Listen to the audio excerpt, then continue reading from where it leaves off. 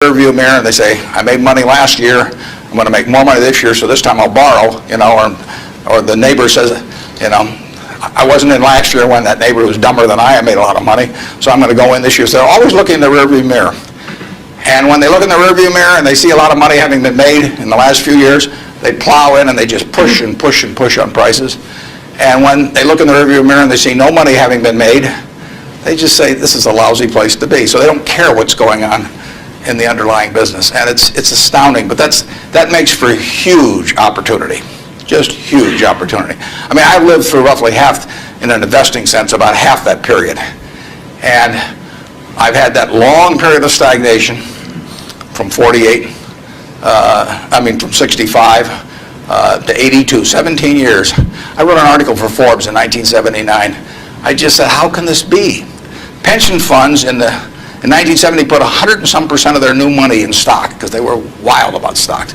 Then they got a lot cheaper, and they put a record low in, 9% of their net new money in 1978 when stocks were way cheaper.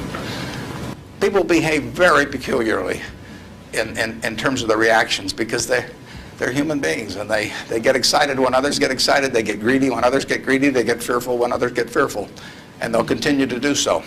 And you will see things you won't believe in your lifetime and securities markets. And the country will do very well over time, but you will see these huge waves.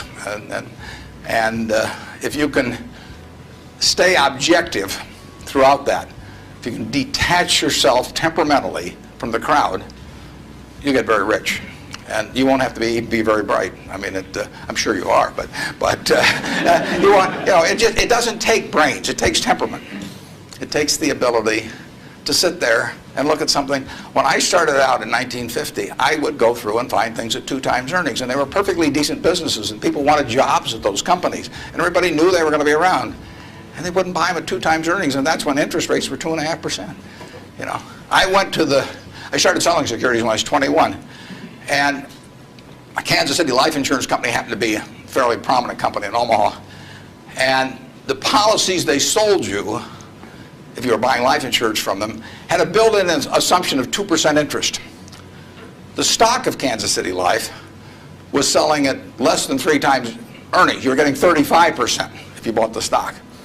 No question about the soundness of the company. I went to the local agent.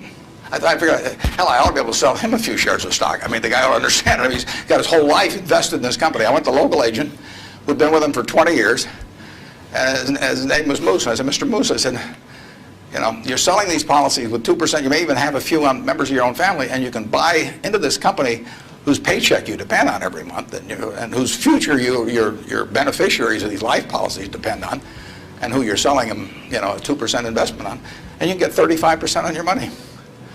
And he said, stocks aren't any good, and I couldn't sell the, I was a lousy salesman. I mean, well, you have to start with that, but it just blew me away. It blew me away. I thought.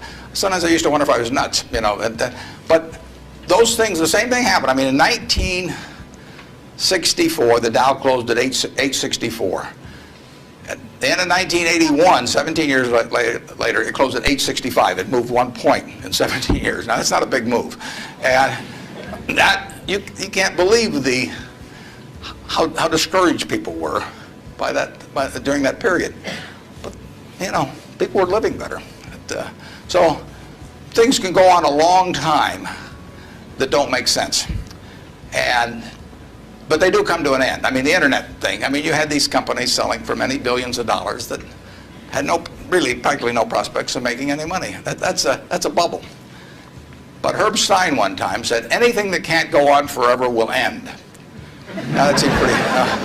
But think about that, and particularly think about it next time you're trying to do something just because the stock's gone up a whole lot, and your neighbor's made money or something. You've got to be, you just have to sit and think objectively and think about, would I buy this whole business? If it's an internet company that's got 100 million shares out and selling at 100, that's $10 billion. Is it worth $10 billion? If it's worth $10 billion, it's got to be able to give you, 700 or 800 million next year. And if it doesn't give you 700 or 800 million next year, it has to give you maybe 10% more than that the year after and continue to. There aren't a lot of businesses that can do that. And people just go crazy.